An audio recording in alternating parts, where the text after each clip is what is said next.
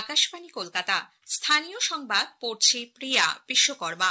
প্রথমে বিশেষ বিশেষ খবর। সর্বোচ্চ আদালতের নির্দেশ মেনে রাজ্য সরকার এসএসসির বাতিল হওয়া শিক্ষক পদে নিয়োগ প্রক্রিয়া শুরু করতে চলেছে বলে মুখ্যমন্ত্রী জানিয়েছেন। মুখ্যমন্ত্রীর আজকের ঘোষণা তাদের জন্য মৃত্যু পরোয়ানা শামিল বলে চাকরিহারা শিক্ষক শিক্ষিকারা অভিযোগ করেছেন। 2016 সালের এসএসসির 22 লক্ষ ওএমআর শিটের মিরর ইমেজ প্রকাশ এবং অযোগ্যদের চাকরি বাতিলের দাবিতে চাকরিহারা শিক্ষকদের একাংশ সুপ্রিম কোর্টে মামলা দায়ের করেছেন। নতুন করে করোনা মোকাবিলায় পুরসভা সব রকম ব্যবস্থা নিয়েছে বলে ডেপুটি মেয়র অতীন ঘোষ জানিয়েছেন। আয়কর রিটার্নের সময়সীমা 31 জুলাই থেকে বাড়িয়ে 15 সেপ্টেম্বর করা হয়েছে। উত্তর পশ্চিম বঙ্গোপসাগরে সৃষ্ট নিম্নচাপ অঞ্চলের কারণে দক্ষিণবঙ্গের সব জেলায় আগামী দুদিন ভারী থেকে অতি ভারী বৃষ্টি হতে পারে। আসছে বিস্তারিত খবরে। সর্বোচ্চ আদালতের নির্দেশ মেনে রাজ্য সরকার এসএসসির বাতিল হওয়া শিক্ষক পদে নিয়োগের প্রক্রিয়া শুরু করেছে। একই সঙ্গে নতুন কিছু শূন্য পদে স্কুল সার্ভিস কমিশনের মাধ্যমে নিয়োগের প্রক্রিয়া শুরু হবে। মুখ্যমন্ত্রী মমতা ব্যানার্জি আজ নবান্নে জানিয়েছেন, 30 মে মোট 44,230 পদে নিয়োগের বিজ্ঞপ্তি জারি হবে। এর মধ্যে আদালতের নির্দেশে 24,203টি বাতিল হওয়া শিক্ষক পদ রয়েছে।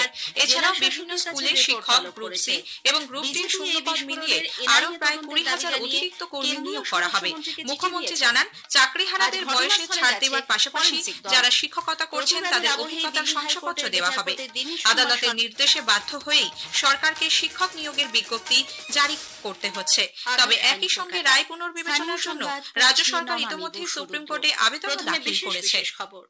দক্ষিণ 24 পরগনার পাথর প্রতিমার ভোলাহাটে ভয়াবহ বাজি বিস্ফোরণে 4 শিশু সহ 8 জনের মৃত্যুর ঘটনায় রাজ্য সরকার জেলা শাসকের কাছে রিপোর্ট তলব করেছে। বিজেপি এই বিস্ফোরণের এনআইএ তদন্তের দাবি জানিয়ে কেন্দ্রীয় স্বরাষ্ট্রমন্ত্রীকে চিঠি দিয়েছে। আজ ঘটনাস্থলে গেছে ফরেনসিক দল। প্রতিবাদের আবহে দিল্লি হাইকোর্ট চাকরিহারা প্রার্থীদের জন্য সব রাস্তা খুলে রাখতে পরীক্ষায় বসারও আবেদন জানান মুখ্যমন্ত্রী। একই সঙ্গে তিনি জানিয়েছেন, সরকার আদালতের রায়ে চাকরিহারা গ্রুপ সি, গ্রুপ ডি কর্মীদের পাশেও থাকবে। তাদের শিক্ষা দপ্তর ছাড়াও রাজ্য সরকারের আরো কয়েকটি দপ্তরে চাকরির সুযোগ দেওয়া হবে। মুখ্যমন্ত্রীর আজকের ঘোষণা তাদের জন্য মৃত্যু পরোয়ানা শামিল বলে অভিযোগ করেছেন চাকরিহারা শিক্ষক শিক্ষিকারা। যোগ্য শিক্ষক শিক্ষিকা অধিকার মঞ্চের তরফে বৃন্দাবন ঘোষ বলেন, সরকার নিয়োগের বিজ্ঞপ্তি বের করুক, তারা তা চান না। যোগ্যদের চাকরিতে সসম্মানে ফেরানোর ব্যাপারে সরকারের সদিচ্ছার অভাব রয়েছে বলে তিনি অভিযোগ করেছেন। আজকে আমাদের রাজ্যের মাননীয় মুখ্যমন্ত্রী যে প্রেস বিবৃতি দিলেন, তাতে করে আমাদের মনে হলো এটা পরিষ্কার সমস্ত যোগ্য শিক্ষক শিক্ষিকা এবং শিক্ষাকর্মীদের জন্য একটা মৃত্যু পরোয়ানা উনি আজকে আমাদের জন্য ঘোষণা করলেন। আমরা কখনো চাইনি নোটিফিকেশন দিক। বিশেষ করে উনি যে সুপ্রিম কোর্টের জাজমেন্টের কথা বললেন, সুপ্রিম কোর্টের জাজমেন্টে এত ডিটেল নোটিফিকেশন দেওয়ার কথা বলা হয়নি। তার দাবি, রিভিউ পিটিশনের মাধ্যমে তাদের চাকরি বাঁচানোর জন্য সরকারকে জোরালোভাবে চেষ্টা করতে হবে। এদিকে যোগ্য অযোগ্যদের তালিকা রাজ্যের কাছে আছে এবং সেই তালিকা প্রকাশিত হলে যোগ্যদের পুনর্বহাল সম্ভব ছিল বলে কংগ্রেস নেতা অধীর রঞ্জন চৌধুরী মন্তব্য করেছেন। সাংবাদিকদের তিনি বলেন, চাকরিহারা শিক্ষকদের আন্দোলনে তার দলের সমর্থন রয়েছে। অন্যদিকে মুখ্যমন্ত্রীর আজকের চাকরি পরীক্ষার ঘোষণার সমালোচনা করেছে বঙ্গীয় শিক্ষক ও শিক্ষাকর্মী সমিতি।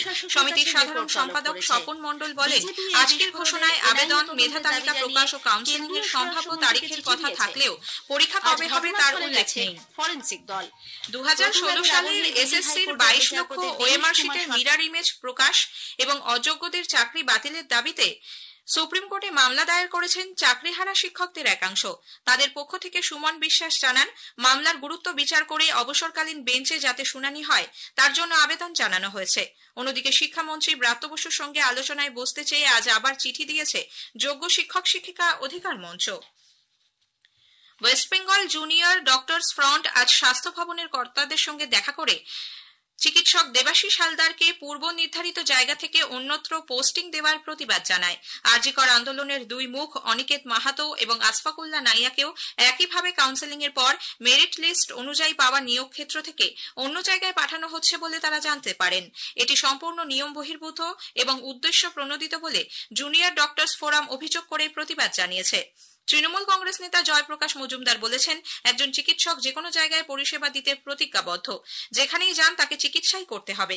এদিকে গতকালের পর আজও আবার স্বাস্থ্য ভবন উড়িয়ে দেওয়ার হুমকি ইমেল আসায় বিধাননগর থানার পুলিশ সর্বত্র তল্লাশি চালায়, তবে কোথাও কিছু পাওয়া যায়নি। স্থানীয় সংবাদ শুনছেন আকাশবাণী কলকাতা কেন্দ্র থেকে। আমাদের সংবাদ শুনে যাচ্ছে ইউটিউব চ্যানেল আকাশবাণী সংবাদ বাংলা, ফেসবুক ও ইনস্টাগ্রাম আকাশবাণী সংবাদ কলকাতা এবং এক্স হ্যান্ডেল AIR নিউজ কলকাতাতে। অপারেশন সিন্দুর নিয়ে ভারতের অবস্থান ব্যাখ্যা করতে ভারতীয় প্রতিনিধি দলের